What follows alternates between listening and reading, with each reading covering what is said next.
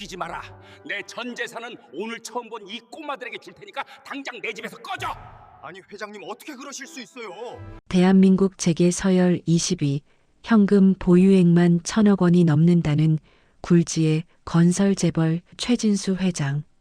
평생 피도 눈물도 없이 돈만 긁어모은다 하여 식인상어라고 불리던 그가 뇌출혈로 쓰러지기 직전 병실을 찾아온 조카들에게 내뱉은 마지막 유언은 그야말로 충격 그 자체였습니다. 자신의 유일한 혈육인 조카들을 문전박대하고 일면식도 없는, 그것도 길거리에서 구걸하던 고아 남매에게 천문학적인 유산을 상속하겠다고 선언한 것인데요. 이 기막힌 유언장이 공개되자 대한민국 전체가 발칵 뒤집혔습니다. 사람들은 최 회장이 노망이 났다, 혹은 그 아이들이 숨겨둔 자식이다 등등 온갖 추측을 쏟아냈죠. 하지만 여러분, 그 유언장 뒤에는 그 누구도 상상하지 못한 끔찍하고도 슬픈 진실이 숨겨져 있었습니다. 1,000억이라는 돈방석과 맞바꾼 피 묻은 과거, 과연 최 회장과 이 아이들 사이에는 어떤 악연이 있었던 걸까요? 가족보다 더 가족 같은 남, 그리고 남보다 못한 핏줄의 비극. 오늘 들려드릴 이야기는 돈과 혈연, 그리고 뒤늦은 속죄에 관한 이야기입니다. 듣는 내내 가슴을 치게 만들다가도 끝내 눈물을 쏟게 만드는 오늘의 사연. 궁금하시다면 좋아요와 구독 꾹 눌러주시고 꼭 끝까지 함께 해주세요. 제1부 죽음을 앞둔 회장과 불청객. 이야기는 최 회장이 시한부 선고를 받던 6개월 전, 비가 억수같이 쏟아지던 어느 여름밤으로 거슬러 올라갑니다. 최장암 사기입니다. 길어야 6개월. 마음의 준비를 하시는 게 좋겠습니다. 의사의 건조한 사망 선고를 듣고 병원을 나서던 최 회장의 머릿속은 하얗게 비어 있었습니다. 평생을 바쳐 일궈온 회사, 통장에 찍힌 수천억의 잔고, 강남 한복판에 우뚝 선 빌딩들. 그 모든 것이 죽음 앞에서는 휴지 조각처럼 무의미하게 느껴졌죠. 아내도 10년 전 암으로 떠나보냈고, 슬하에 자식 하나 없는 그에게 남은 핏줄이라곤 죽은 동생의 아들인 조카 박전무뿐이었습니다. 하지만 그 조카놈은 삼촌의 병세가 악화되었다는 소식을 듣자마자 걱정은커녕 변호사를 불러 유산 상속세 계산부터 하고 있었다는 걸 최 회장은 알고 있었습니다. 내가 저런 놈들 배 불려주려고 평생 밥도 제대로 못 먹고 일했나? 허무함과 분노가 뒤섞인 채 최 회장은 운전기사도 물리고 직접 차를 몰아 경기도 외곽에 있는 자신의 별장으로 향했습니다. 억수같이 쏟아지는 빗줄기가 마치 자신의 처지 같았죠. 텅 빈 별장에 도착해 차고 문을 열던 그때였습니다. 누구냐? 내 차고에서 뭐하는 짓들이야? 최 회장의 고함 소리에 차고 구석, 낡은 박스 뒤에서 작은 그림자가 움찔하며 튀어나왔습니다. 빗물에 흠뻑 젖은 꾀재재한 몰골의 9살 여자아이 소영이였습니다. 그리고 소영이의 품에는 열에 들떠 신음하는 3살배기 남동생 준우가 안겨 있었죠. 아이들은 며칠을 굶었는지 뼈만 앙상하게 남은 상태였고, 소영이의 손에는 훔친 듯한 빵 조각 하나가 들려 있었습니다. 할아버지. 죄송해요. 준우가, 제 동생이 너무 아파서요. 비만 피하려고 그랬어요. 제발 경찰만 부르지 말아주세요. 소영이는 동생을 등 뒤로 숨기며 바들바들 떨면서도 눈빛만큼은 죽지 않고 최 회장을 똑바로 쳐다봤습니다. 그 눈빛. 40년 전 단돈 5만 원을 들고 서울로 상경의 밑바닥부터 기어 올라올 때 최 회장 자신이 거울 속에서 봤던 그 도끼 서린 눈빛과 너무나 닮아 있었습니다. 평소 같았으면 재수 없다며 비서를 시켜 쫓아냈을 최 회장이었지만 그날따라 묘한 연민이 일었지 뭐예요. 되질 때가 되니까 별일이 다 생기는구먼. 들어와. 밥이나 먹고 가라. 그렇게 시한부 회장님과 길거리 남매의 기묘한 동거가 시작되었습니다. 제2부 차가운 저택에 찾아온 봄. 처음엔 그저 하룻밤 재워보낼 생각이었습니다. 하지만 아이들은 갈 곳이 없었죠. 소영이의 말에 따르면 부모님은 3년 전 사고로 돌아가셨고 친척 집을 전전하다가 학대를 견디다 못해 도망쳐 나왔다고 했습니다. 최 회장은 혀를 차며 별장 관리인에게 아이들을 맡겼습니다. 야, 꼬맹이들. 공짜 밥은 없다. 밥값은 해야지. 너는 내 정원 잡초 뽑고 넌 그냥 조용히 있어. 그런데 이 아이들 생각보다 쓸모가 있었습니다. 아니, 쓸모 이상이었습니다. 천억 자산가라고 하면 다들 굽신거리거나 돈 좀 달라고 손을 벌리기 바빴는데 소영이는 달랐습니다. 할아버지, 약 드실 시간 지났잖아요. 빨리 드세요. 그래야 안 아프죠. 소영이는 고사리 같은 손으로 물컵과 약을 챙겨와 잔소리를 퍼부었고 말도 잘 못하는 3살배기 준우는 최 회장이 기침이라도 할라치면 쪼르르 달려와 작은 손으로 등을 토닥거려 주었습니다. 차가웠던 대리석 저택에 사람의 온기가 돌기 시작했습니다.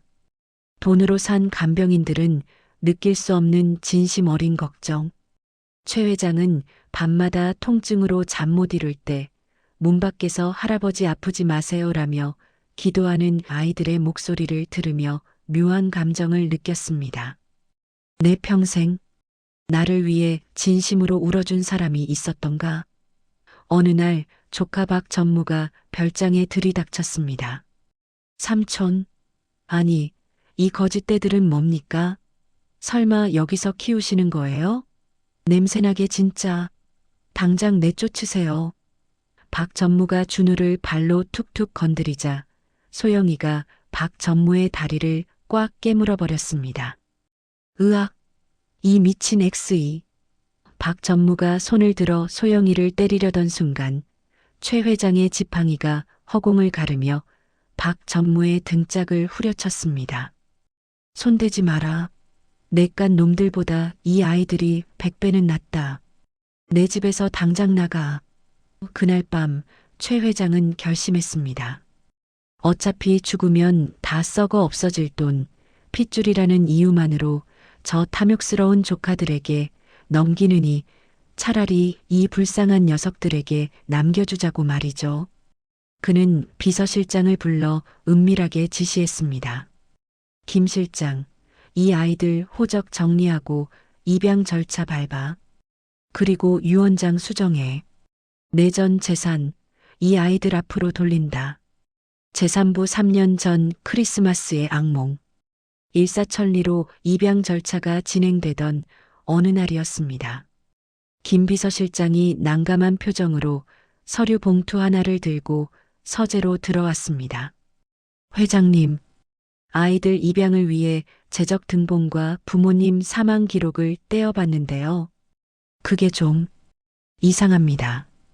이상하다니? 부모가 없다며? 네, 돌아가신 건 맞는데. 사망 일자와 사고 경위가. 최 회장은 돋보기를 끼고 김 실장이 건넨 서류를 받아들었습니다. 그리고 다음 순간 그의 얼굴에서 핏기가 완전히 사라졌습니다. 서류를 쥔 손이 사시나무 떨듯 떨리기 시작했습니다.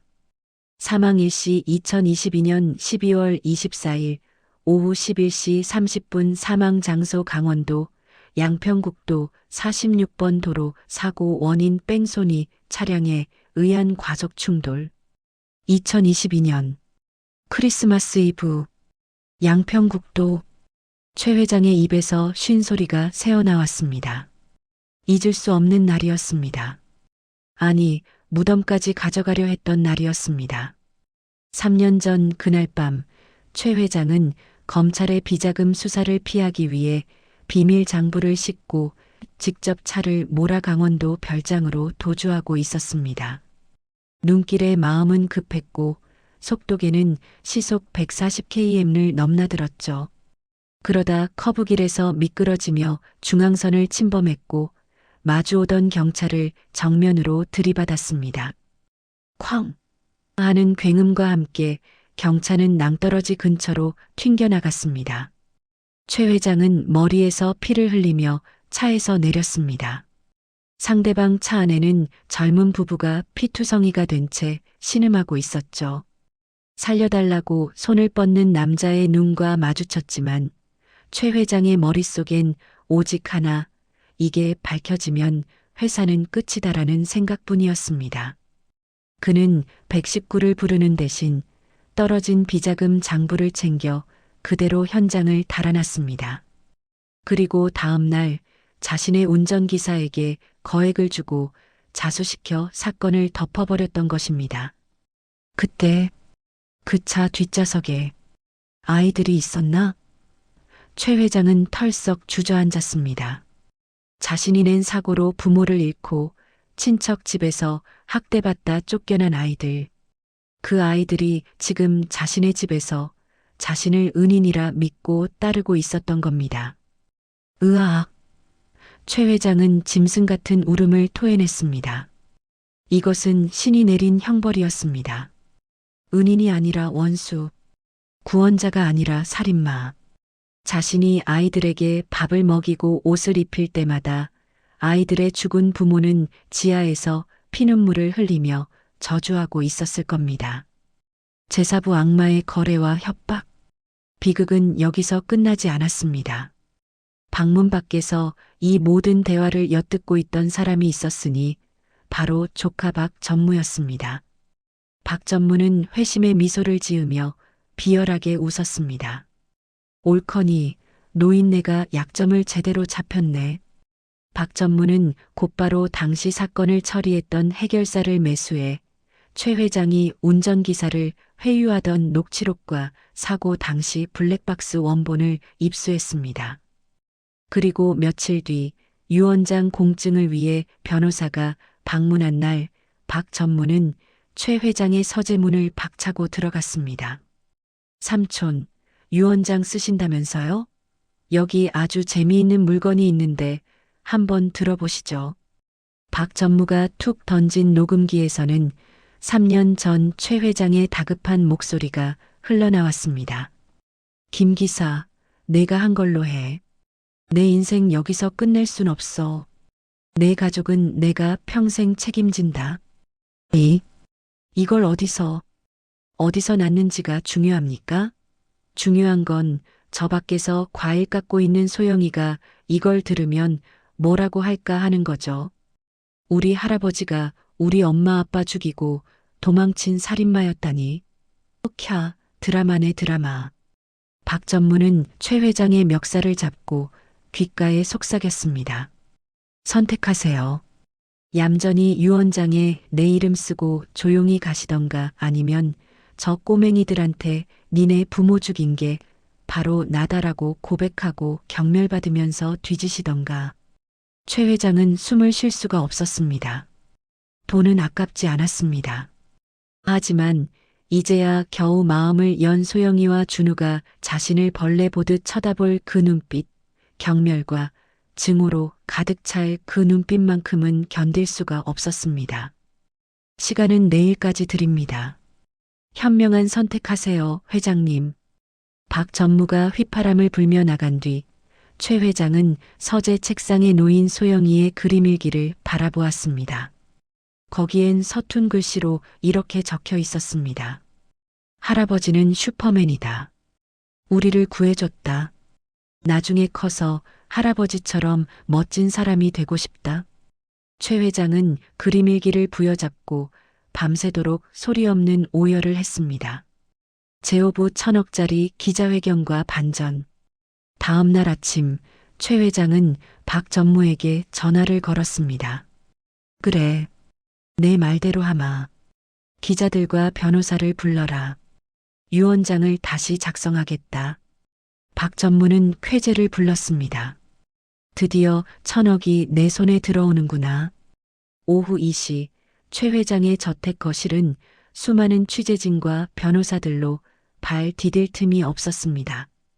박 전무는 가장 비싼 양복을 빼입고 상석에 앉아 있었고 영문을 모르는 소영이와 준우는 구석에서 겁에 질린 표정으로 앉아 있었습니다.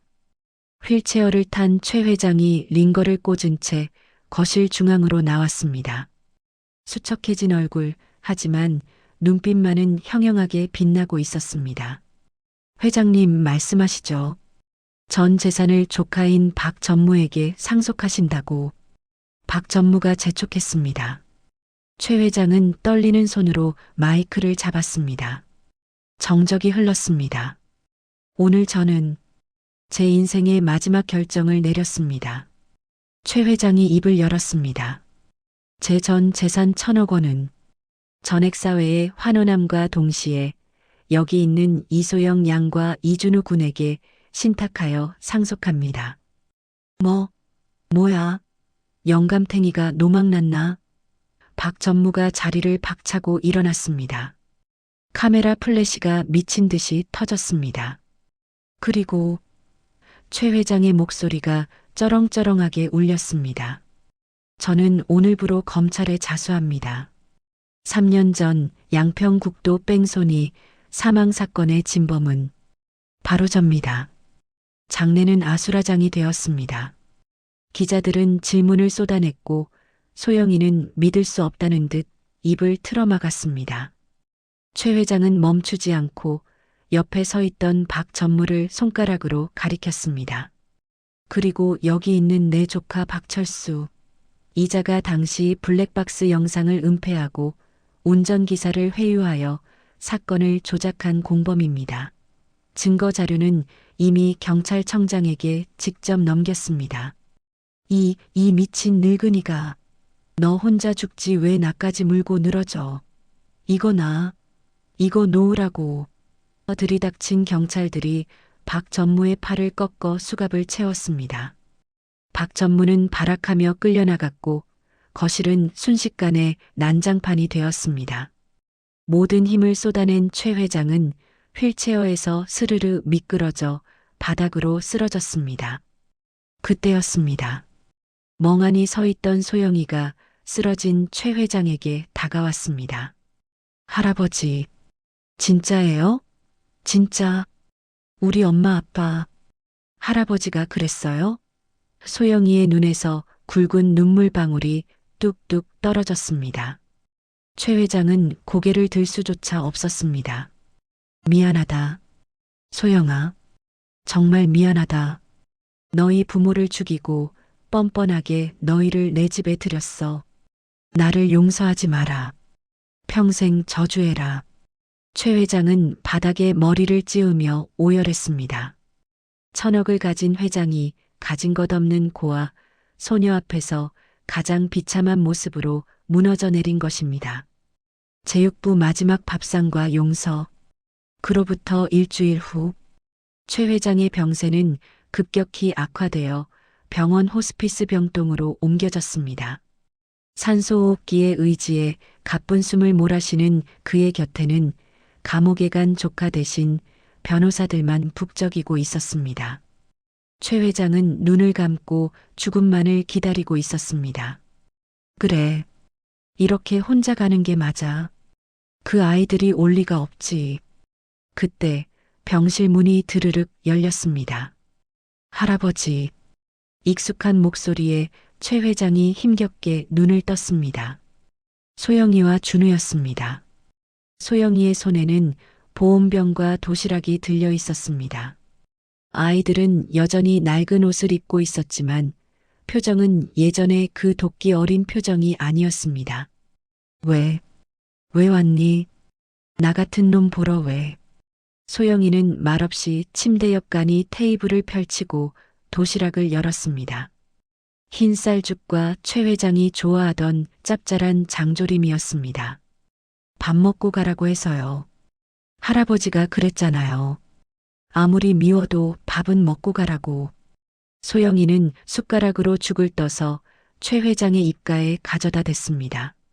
손이 미세하게 떨리고 있었습니다. 할아버지, 아니 아저씨. 솔직히 너무 미워요. 우리 엄마 아빠 뺏어가서 진짜 죽도록 미운데요. 소영이가 울먹이며 말을 이었습니다. 근데 비 오는 날 우리 안 쫓아낸 건 고맙잖아요. 준우 아플 때 없고 병원 뛰어간 것도 고맙고 나 학교 보내준 것도 고맙고 그래서 쌤쌤인 걸로 칠래요. 소영아. 그러니까 이거 먹고 힘내서 나중에 하늘나라 가면 우리 엄마 아빠한테 직접 빌어요. 무릎 꿇고 싹싹 빌어요. 우리가 괜찮다고 했다고 전해줘요. 옆에 있던 준우가 고사리 같은 손으로 최 회장의 앙상한 손을 잡으며 말했습니다. 할부지, 아프지 마. 최 회장의 눈에서 뜨거운 눈물이 주르륵 흘러내려 베개를 적셨습니다. 1,000억 원이라는 돈으로도 살 수 없었던 것. 진심 어린 용서와 가족의 온기가 그의 마지막 가는 길을 배웅하고 있었습니다. 고맙다. 고맙다. 내 새끼들. 최 회장은 떨리는 손으로 아이들의 머리를 한 번씩 쓰다듬은 뒤 아주 편안한 얼굴로 눈을 감았습니다. 심전도 모니터의 B- 소리가 병실에 울려 퍼졌지만 그 소리는 슬프기보다 평온했습니다. 최 회장의 장례식은 조촐하게 치러졌습니다. 상주는 9살 소영이와 3살 준우였습니다. 최 회장이 남긴 1,000억 원은 유언대로 아이들이 성인이 될 때까지 신탁에 맡겨졌고 절반은 뺑소니, 피해자 유가족을 위한 재단 설립에 쓰였다고 합니다. 장례식이 끝난 뒤 텅 빈 저택의 거실, 벽난로 위에는 새로운 액자가 하나 걸렸습니다. 최 회장이 생전에 아이들과 함께 찍었던 유일한 사진. 휠체어에 앉아 어색하게 웃고 있는 최 회장과 그 옆에서 V비자를 그리고 있는 꼬질꼬질한 남매의 사진이었습니다. 비록 시작은 악연이었고 과정은 비극이었지만 그 끝은 그 어떤 가족보다 따뜻했던 세 사람의 이야기. 죄는 미워하되 사람은 미워하지 말라는 말 참 어렵지만 소영이는 그 어려운 걸 해냈습니다. 여러분이라면 과연 원수를 가족으로 받아들일 수 있었을까요? 오늘의 희노애락 사연 어떠셨나요? 가슴이 먹먹해지셨다면 구독과 좋아요 부탁드립니다. 여러분의 따뜻한 관심이 더 좋은 이야기를 만드는 힘이 됩니다. 지금까지 희노애락 사연이었습니다. 감사합니다.